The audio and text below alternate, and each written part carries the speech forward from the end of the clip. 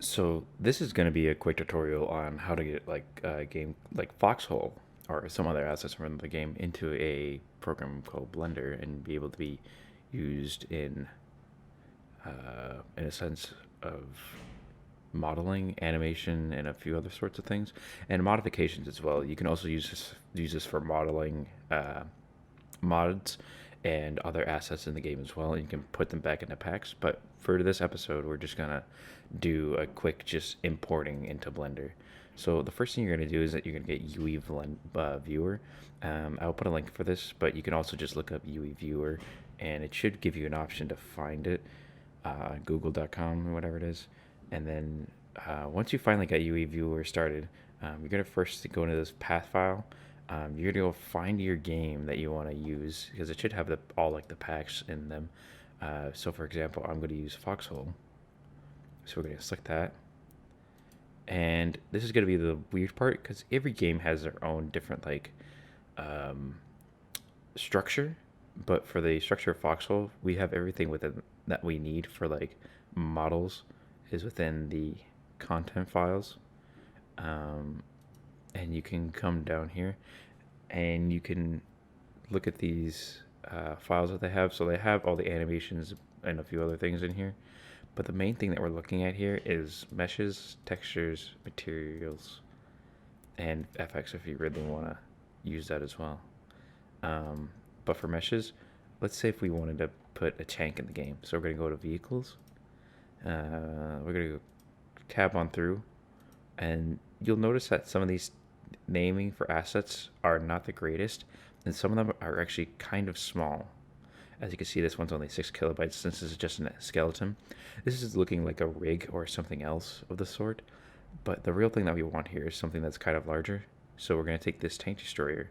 And a typical naming scheme here is you'll see like a destroyer. This will be like anti-tank. And then W typically stands for warden, or you'll see C or is COL for colonial. And the same thing goes for WAR for warden. Um, and you'll see that they have different naming schemes. I haven't found a good way to comb through all of these yet, but if you do run into trouble of getting stuck and just running into all these like naming schemes, you can bring it down in the filter where you can like look up specifically warden stuff sometimes, or you can look up colonial stuff sometimes. So I'm gonna go with the medium tank here. I'm gonna open it, and we're gonna use 0.24. This is the only thing that's gonna make sure this thing works. If you open this up with any other viewer, it's just gonna cause UE Viewer to crash, and you're not gonna be able to open up your assets. So then now we can look at the asset within the viewport here. I can use my left mouse button to rotate, my right mouse to zoom in and out, and this is going me forward and backwards, and then middle mouse button to kind of uh, pan around. So now that we can see the tank here, we can have a few options here. I typically just export the current object.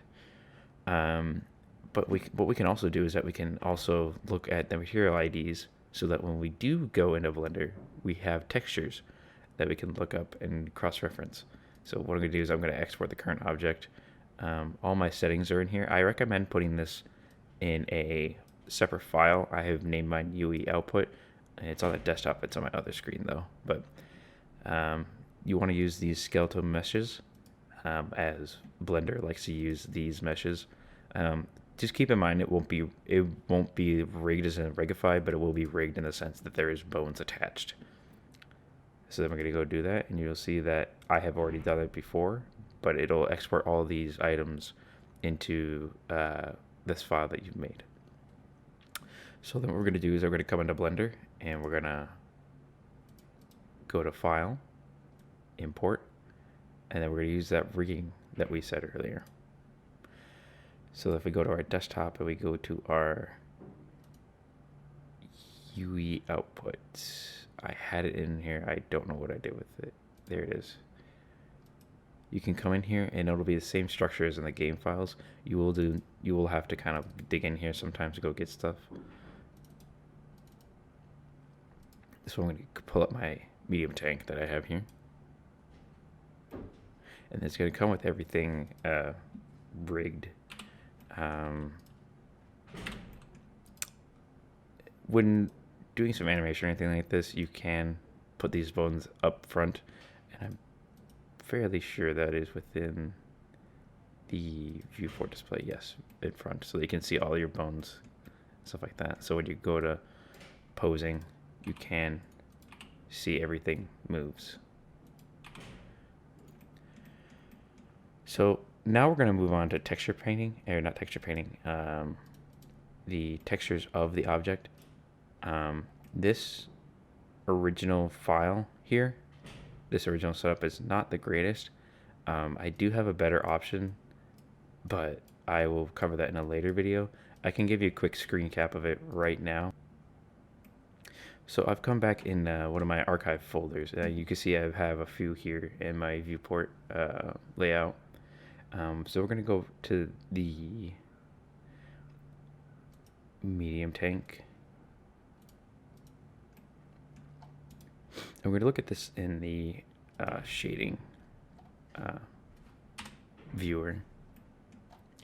So as you can see, the textures are split up into 3 parts, and each have their own purpose. The alpha is mostly for color. The M is for mostly like add-ons, metallics, and a few other things, and roughness. And then you have the normal, which is kind of more that bumpy feel to it, because you can kind of see like the scratches and a few other things in there. That's not typically inside the model itself. As you can see, it's not there. But if you do add that normal, it does give that little depth that you can feel about it. And then the M is that shine you do see here, compared to, it does show it in a little bit in the viewport for solid view, but it doesn't. It's not the same compared to if I just disconnected it. The one thing here as well is that in here you do have separate camos for different things. So if I went into this file, you can see that there is like different like roughness textures in here. But if I was to move to something closer to the Warden Tank Destroyer, there is actually a way you can do the paint scheme on it, and I have that already made in here. So this is a regular Warden Tank Destroyer with a little bit of snow on the edge, and then it also has the Tier 3 edition of it being painted. And this is a little bit more complicated, except we're just using that M texture with the bluing, and it's a little bit harder to explain, but this is the basic setup I have here, just for quick reference. So you're going to take your alpha, and then you're going to, typically you would put the alpha straight into base color. And for this example, I have changed it a little bit just to kind of fit in with the nature of the camo. Here's your M texture. What you typically do is that you put this into split RGB. You'll take the red and you'll put that into the color ramp. You take your green in and you'll push that into your metallic. And then with this color ramp, you'll bring this into roughness. And then your normal, this is all of your kind of texturing and your riveting and stuff like that. This is the settings for that, and you want to make sure this is non-color. You'll put this into a normal map, and you'll put this normal map into the principal BSDF, and then you'll make sure you put this all into a material output, and this will show in the viewport. If you have any more pressing issues, please leave them in the comments. I'll try to get back to you on that, and then I will cover it in another video. Yeah, or you can hit me up on Discord, and I can give you a quick rundown of what's going on, because there's some things I don't particularly know, but this will cover most of the things you want to talk about.